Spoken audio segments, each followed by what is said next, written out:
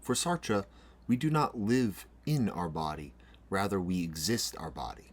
We live our body, and in this way it exists for us. We are our body. This is the first ontological dimension of the body. Our body is also an object for the other. This is the second dimension of being, of existence, the second mode in which the body exists. There's existence for us and existence for others. These first two ontological dimensions, or modes of being, are fairly straightforward. However, there is a third dimension. We understand that the other sees our body and knows it as an object, and knows it in a way that we cannot. Our awareness of this is a third ontological dimension. The awareness of the other seeing us as an object. It could be shame, it could be shyness. This is another way in which we exist our body. It is the third ontological dimension of the body, another dimension of existence. We can be suddenly transformed when we realize that we have been seen. If we remember from the previous chapter, the moment we realize that we have been seen, our consciousness becomes aware of the body. We are exposed. And this is another mode of being. It is the third ontological dimension of the body.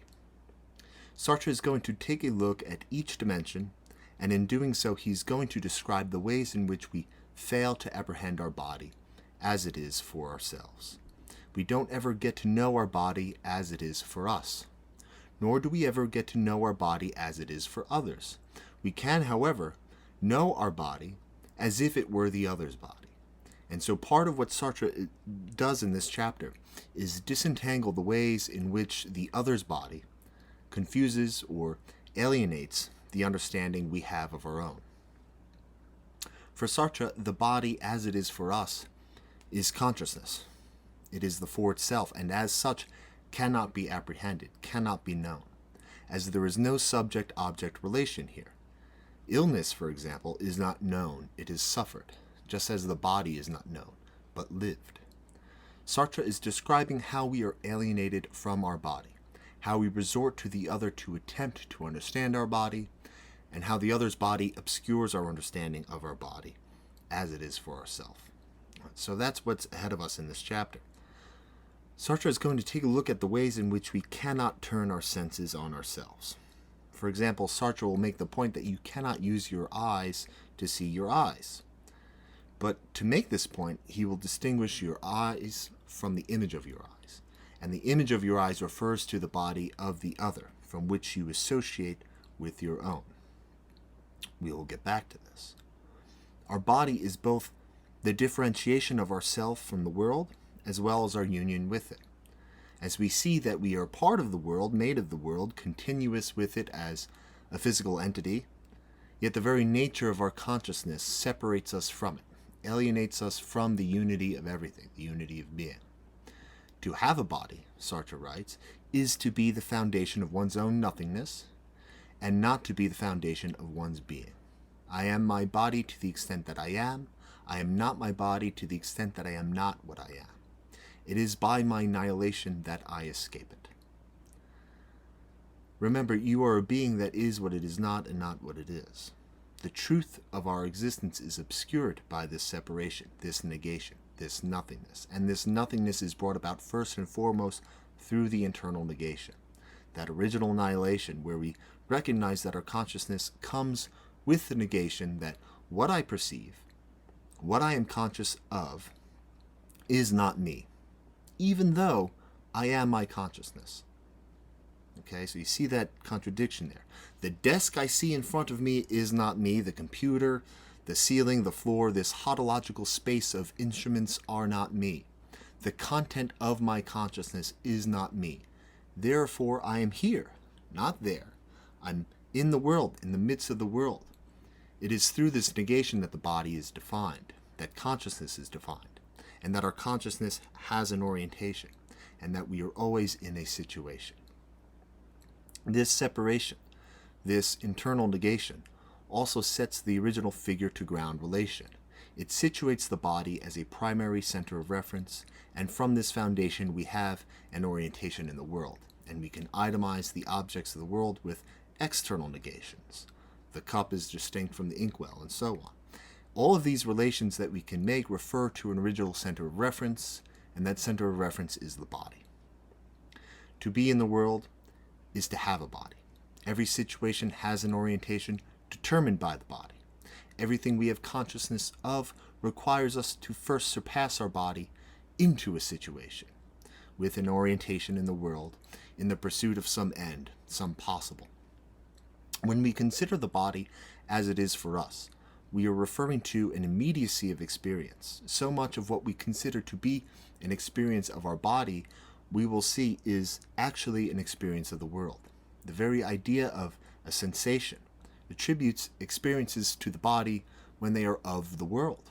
For example, if you carry a heavy load on your back, you might describe the sensation in your back, in your feet, on your shoulders. But really, what you are experiencing is the load, its weight. You're experiencing the world. Sensations, as we commonly think of them, are abstracted from a situation. They are referred to as a localized aspect of experience and therefore made into an object that cannot direct us towards its being in itself. Rather, we refer to sensations as objects in the project that we advance towards. The sensations, the mental objects, surpass their being and are defined according to the end we are in pursuit of. To be conscious of our body through physical sensations is to separate ourselves from our body. It is to perceive our body as a body for others, where localized features become distinct from who we are. If you were describing symptoms to your doctor, you would describe them as if they are out there in the world. You would be reflecting on them in such a way that they could be understood by someone else, not as they are lived. We make signs out of our body through sensations. The mind, Sartre writes, the mind does not produce its own sensations, and hence they remain exterior to it. But on the other hand, it appropriates them to itself by living them. When we refer to sensations as distinct from ourselves, we are referring to the world imposing upon us. We're not referring to ourselves. We perceive the resistance of things, not the effort of our body. The body, to the extent that it reveals that we are a thing in this continuous world, is hidden from us. It is always behind us. It is always in the past as we project ourselves toward an end that perpetually advances beyond us. Our body is what we surpass as we enter the world. The body is surpassed and therefore the past. Sartre writes, it is the immediate past, as it still touches on the present, which flees it. We cannot apprehend our body as it is for ourselves. We cannot see our body for what it is for us because we are it. When we experience our body as an object, as when we treat a wound or when we examine ourselves, in these examples, we see our body as the body of the other.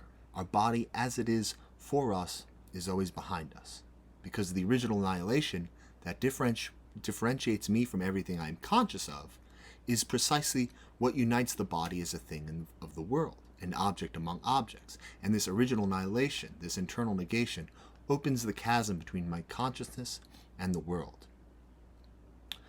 We don't apprehend our being in itself by reflecting on any external appearance of our body. We don't get to see ourselves seamlessly united with everything else. If we were to watch a video of ourselves and we observe our eyes in this footage, we're not seeing our body, our eyes, in the capacity as sense organs. We're not seeing the eye as it is for us. We are seeing it as a thing among other things. Sartre writes, either it is a thing among other things, or else it is that by which things are revealed to me. Understanding ourselves as external to images of ourselves is an estrangement from ourselves.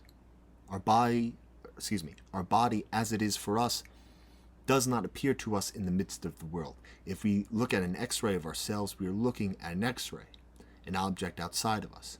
We do not witness our body, we are our body. We try to unite our consciousness with the body of others, and this is a form of alienation. Sartre brings up this old notion that our brain has to reverse the orientation in which our eyes sense light on our retina in order for it to be perceived correctly and not upside down. And Sartre points out that, and I'm quoting from 403 of the Hazel Barnes edition, An object is upright or inverted in relation to the rest of the universe. To perceive the whole of the universe inverted means nothing, for it would have to be inverted in relation to something. Without a center of reference, objects fall into the indifference of the in itself. The error is interpreting our vision from a point of view outside of our body. We are understanding our vision, our body, as the body of the other. Sartre writes, "We can see the inevitable circle. My perception of the other's senses serves me as a foundation for an explanation of sensations, and in particular of my sensations. But reciprocally, my sensations thus conceived constitute the only reality of my perception of the other's senses." Sartre is in some ways trying to replace our notion of our senses with a deeper look at orientation. The contingency of the body, the way it is bound up with the world, is perpetually annihilated, perpetually surpassed with the upsurge of the for itself. The body is the for itself. The body is our consciousness. We are our body, as opposed to having a body. Everything we perceive appears in terms of the body, which is why we fail to apprehend the body through the world. Imagine adding a diaphanous screen across your vision. You would fail to notice the screen because its presence would equally impress on every aspect of what you see, and the variation of everything you would see would neutralize your ability to differentiate the screen from reality. Silence, for example, Sartre describes as a resonant field of undifferentiated noises in which the particular sound on which we focused is swallowed up. When we consider the physical form of our body, we are accounting for the body as a material thing in a material world. We are seeing it as matter continuous with matter. We are considering it as the in itself we can never apprehend. Sartre writes, "My body is coextensive with the world." The body is necessary again as the obstacle to be surpassed in order to be in the world. The body is a point of view and a point of departure. We can see the body as our entrance into the world, as our disconnection with it, as if it constantly spills us out into the world while closing off any further references backwards. It is the foundation of our nothingness. This annihilation that comes with every upsurge of consciousness breaks us away from the world, and thereby allows us to apprehend the human reality we find in it in accordance with our projects. For if we were continuous with it, we would have no means of differentiating the world from our being. By surpassing the world, we allow it to be. By surpassing the world, it comes into being.